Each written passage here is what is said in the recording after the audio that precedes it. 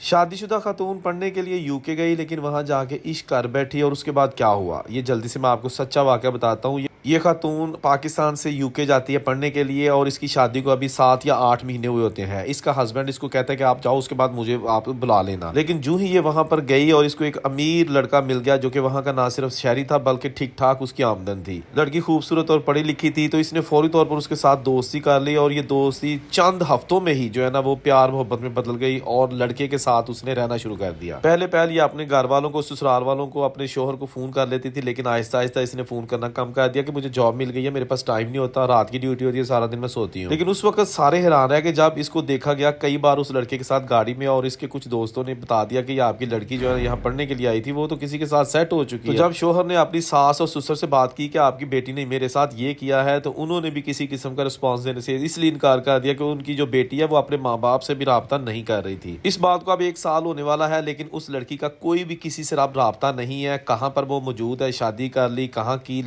लेकिन ऐसी चंद काली भेड़े होती हैं जो अपने खानदान वालों को धोखा देती हैं, वरना बहुत सारी अच्छी अच्छी लड़कियां पढ़ने के लिए जाती हैं और मुकम्मल अच्छे तरीके से अपनी स्टडी मुकम्मल करती हैं।